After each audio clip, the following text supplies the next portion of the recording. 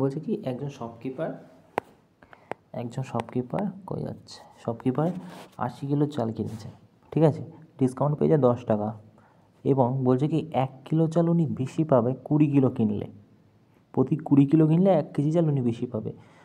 If he sells rice at the market price, যদি সে বিক্রি করে মার্কেট প্রাইসের দামে, তাহলে প্রফিট পার্সেন্টেজ কত হবে? আচ্ছা ঠিক আছে, আমি লিখে নিলাম মার্কেট প্রাইস,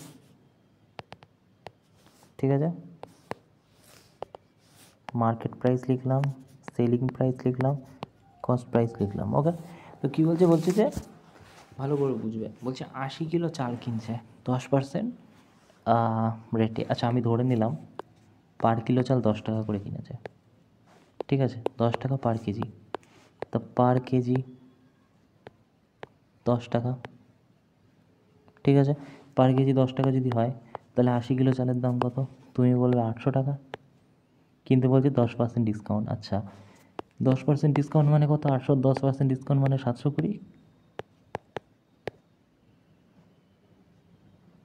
তাই না? 720, তাহলে উনি 720 টাকায় কিনেছে চালটা, রাইট? 720 টাকায় উনি কিনেছে, ধরো আমি এখানে মার্কেট প্রাইস লাগবে না, ধরো 720 টাকায় কিনেছে। ওকে, তারপর কী বলছে প্রতি 20 কিলো কিনলে 1 কিলো উনি ফ্রি পায়।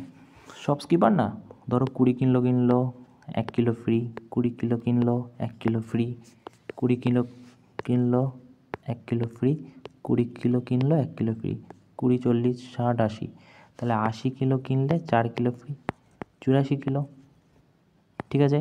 এটাও 10 টাকা করে হলে কত হবে?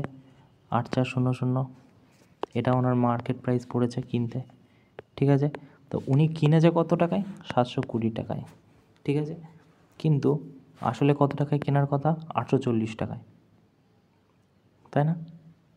তাই তো, মানে দেখো কি বলছে, আরেকবার বলছি, দেখো বলছে যে 80 কিলো চাল কিনেছে 10 টাকা ডিসকাউন্টে, ঠিক আছে, কিন্তু বলছে তার সাথেই বলছে যে প্রতি 20 কিলো কিনলে ওনার 1 কিলো করে ফ্রি পায়, তা 1 কিলো করে ফ্রি পেলে 84 কিলো চাল পাবে উনি, ঠিক আছে। এটা তো ওনার কিনতে লেগেছে, কিন্তু এটা তো উনি ফ্রি পাচ্ছে, ঠিক আছে।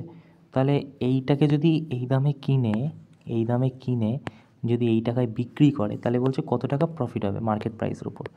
তা 720 টাকায় 840, 840 থেকে যদি 720 তুমি বাদ দাও, তাহলে কত হচ্ছে? 2, 120, মানে 120 প্রফিট। কতই 720-তে? 100ই কত? 0, 0 কাটো, 12 একে 12, 6 12 72, 100 দিয়ে যদি 6কে ভাগ করো, 6 1-কে 6, আরে কি হবে? আচ্ছা একটু জুম করে নিই, তাহলে যদি হয় কী দাঁড়াচ্ছে ব্যাপারটা? 6 1-কে 6, 4,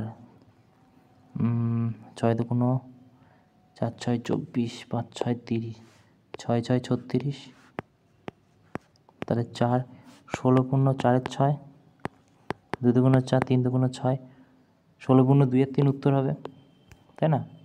16 পূর্ণ 2-এর 3 কোথায় আছে? 1-এর দাগ, ওকে।